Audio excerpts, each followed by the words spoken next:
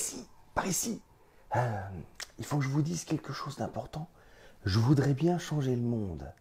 Le truc, c'est que j'ose pas trop me montrer à vous, j'ose pas trop me montrer en public, donc j'ai trouvé un moyen pour vous le dire. Je suis là, je suis juste là. Chut, ne le dites à personne, hein, mais vraiment, je veux changer le monde. Mais voilà, je voudrais bien changer le monde, mais je suis trop timide pour ça. Alors j'ai du mal à me montrer un petit peu aux yeux de tout le monde, j'ai du mal à m'exprimer en face de tout le monde. Donc, pour ceux qui ne me connaissent pas, je suis JP, je suis coach professionnel certifié, mais évidemment, j'ai du mal à coacher les gens en vrai parce que je suis un peu timide, alors du coup j'ai du mal à exercer ma profession. Et puis je suis fondateur du mouvement Rends ta vie sublime, mais c'est pareil, pour mettre ce mouvement en place, j'ai créé un groupe secret où on est juste 2 ou 3. Hein, et puis personne ne le sait, comme ça on peut impacter le monde tranquillement sans que personne nous voit.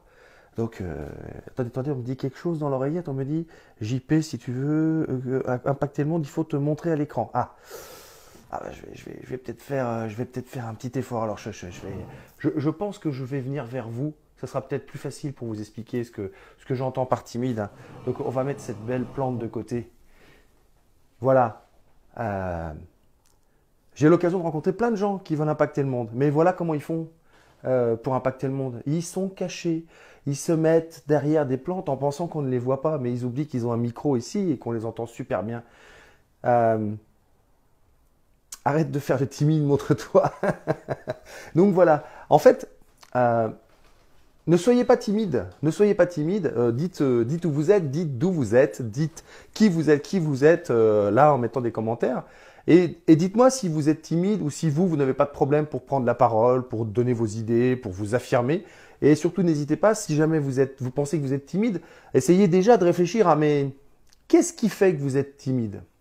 Donc pendant que vous réfléchissez un petit peu, que vous me dites bonjour, y en a qui me disent je vois pas les comme des autres, techniquement je peux pas tout vous résoudre, donc bonjour à tous. Donc pour ceux qui ne me connaissent pas encore, je suis JP, je l'ai dit, coach professionnel certifié et fondateur du mouvement Rends ta vie sublime. Donc, comment je vais pouvoir faire en sorte que ce mouvement, il éclate, il pousse des gens, il rassemble des gens? Tout simplement en me montrant, en me dévoilant, en me risquant, en osant faire des blagues avec une plante et en me faisant le timide, en me déguisant en super moraliste ou en pépite toxique. Voilà, c'est des choses qui marquent les esprits et qui vont permettre que mon message, ce que j'essaie de faire passer comme message sur s'exprimer, vivre sa vie de rêve, vivre sa vie sublime, passe auprès du plus grand nombre. Voilà, donc avant de commencer à voir avec vous un petit peu ce que c'est d'être timide, finalement, j'ai envie de vous dire, rappelez-vous, vous pouvez vous abonner à ma page Rends ta vie sublime. Vous pouvez vous abonner à mon compte YouTube de façon à avoir toutes les vidéos en une seule playlist. Et comme ça, vous pouvez les revoir tranquillement, les unes après les autres, et ne pas vous affoler de manquer les lives. Même si vous arrivez au fur et à mesure, c'est pas grave non plus. Et puis, vous pouvez aussi et surtout inviter vos amis si vous pensez que ça peut leur rendre service uniquement. Parce que ces vidéos, elles sont pas pour tout le monde. Elles sont pour ceux et celles et ceux qui veulent changer quelque chose dans leur vie. Si vous avez décidé de ne rien changer dans votre vie, surtout ne restez pas à ce live. Et si vous pensez que certains amis n'ont pas envie de changer leur vie, ne les invitez pas à ma page. Ça sert à rien. Ça ne servira à rien. Invitez-les que si vous pensez qu'ils ont envie de changer quelque chose dans leur vie et que mes vidéos, mes petits conseils, mes astuces peuvent leur apporter quelque chose. Voilà, uniquement. Donc, il suffit de cliquer inviter un ami à aimer cette page et vous les invitez à aimer cette page rapidement. Et plus on sera nombreux et plus on pourra impacter le monde et plus le monde deviendra sublime à nos yeux parce que chacun a sa définition du sublime. Alors, timide, c'est quoi? En fait, souvent on entend dire « Ah oui, mais tu sais, moi, je prends pas tôt la parole dans un groupe parce que je suis timide. J'ai du mal à donner mon avis quand il faut choisir quelque chose parce que je suis timide. J'ai du mal à prendre la parole en public parce que je suis timide, parce que je suis timide. » Et en fait, permettez-moi de vous dire que vous êtes tous dans l'erreur.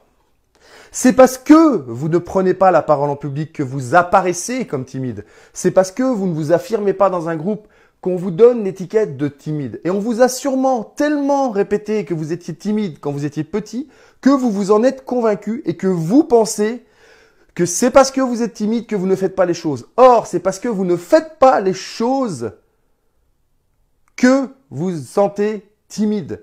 Donc, le truc, c'est que c'est pas la timidité qui vous empêche de passer à l'action, ce n'est pas la timidité qui vous empêche d'impacter les autres, c'est autre chose. Alors, qu'est-ce que c'est? Il va y avoir plusieurs cas. Ça peut être avoir peur du jugement des autres.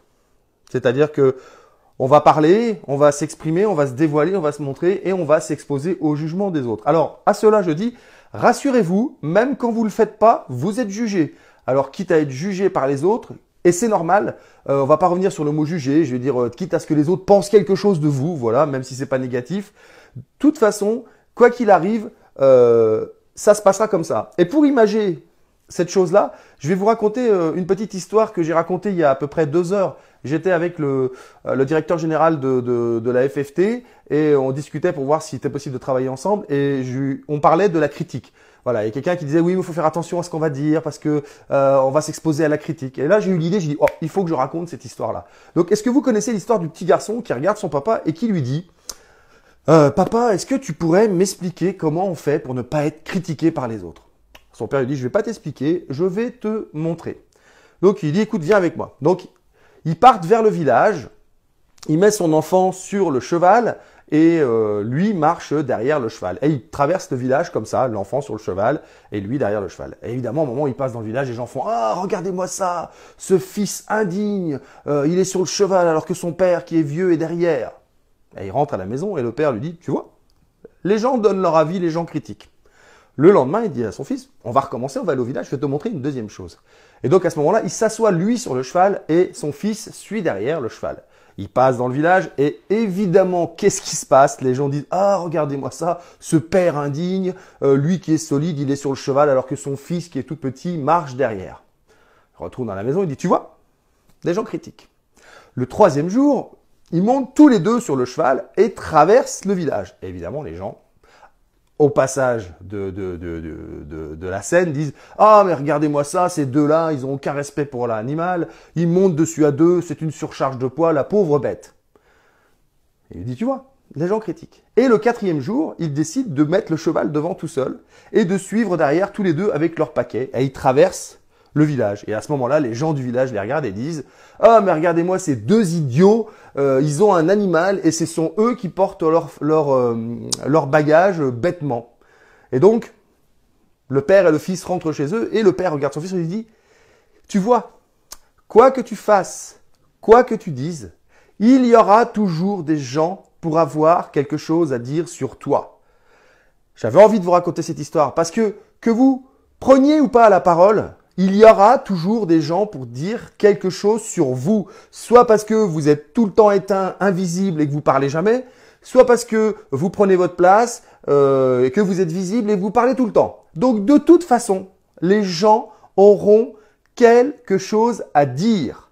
Alors tant qu'à faire qu'ils disent quelque chose, autant que ce soit des choses que vous avez choisies, autant que ce soit des choses qui vous permettent de vous affirmer, de vous développer, de rayonner, de vivre vos rêves, de vivre vos projets. Voilà, arrêtez d'être jugé pour vos non-actions, soyez jugés pour vos actions, au moins, vous allez en profiter et ça ne changera rien à la donne. Parce que rappelez-vous l'histoire, quoi que vous fassiez, quoi que vous disiez, vous serez toujours exposé à la critique, même si vous allez vivre dans une cave. Les gens qui vous connaissent et qui savent que vous êtes dans la cave diront « Ah bah oui, mais il n'a pas de courage, il est dans sa cave, il n'ose pas affronter la vie. » Toujours quelque chose à dire. Dites-moi un petit peu ce que ça vous fait. Là, je vois qu'il y en a qui réagissent sur l'histoire, mais dites-moi un petit peu ce que ça vous fait d'entendre ça. Pour ceux qui ont du mal et qui se sentent timides, qu'est-ce que ça en fait? C'est important de savoir ce que les gens pensent de nous, non pas pour adapter, pour changer notre façon de faire, mais plutôt pour savoir si c'est bien l'impact qu'on veut obtenir. Parce que dans la vie, on a le droit d'avoir envie d'impacter les gens comme on le souhaite. C'est important. Donc, quand vous sentez que vous impactez les gens et que le retour que l'on vous fait, et je dirais un retour honnête, tout à fait lucide et objectif, ne vous plaît pas, à ce moment-là, si ça vous plaît pas, changez quelque chose. Si le retour qu'on vous fait ne vous laisse indifférent, ne changez rien. Ayez toujours. Moi, je suis pour qu'on ait toujours le choix et je dis pas qu'il faut sans arrêt prendre compte de ce que disent des gens pour changer ce qu'on est en train de faire. Changez ce que vous êtes en train de faire simplement si ça ne vous plaît pas.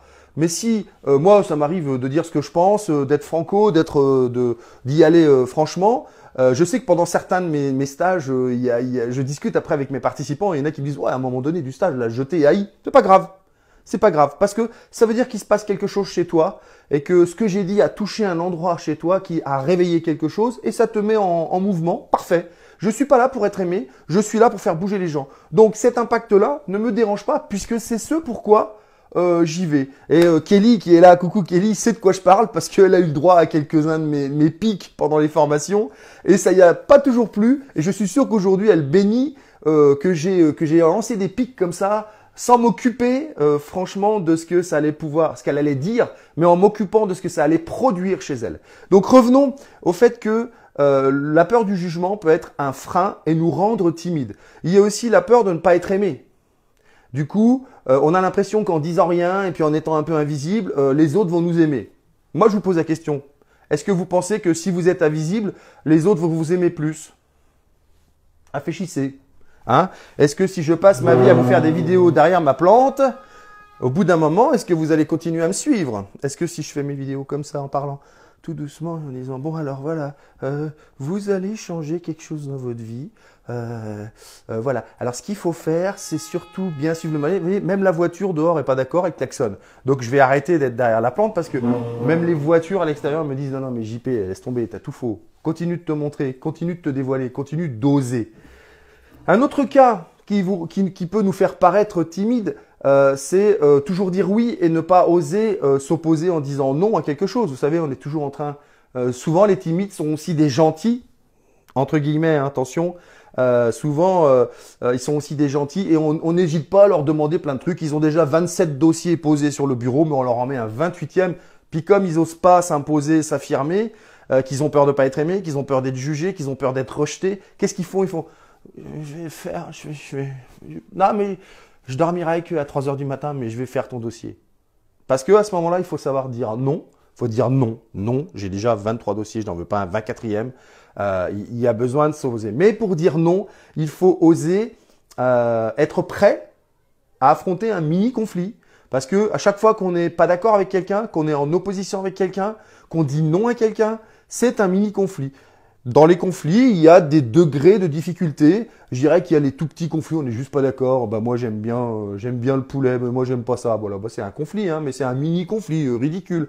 Ouais, voilà, c'est juste un conflit de goût. Et puis il y en a des plus hauts sur la politique, par exemple. On peut se retrouver à s'opposer fortement en politique. Donc il y a des gens, ils donnent jamais leur avis. Ils donnent jamais leur avis parce qu'ils veulent pas avoir à discuter.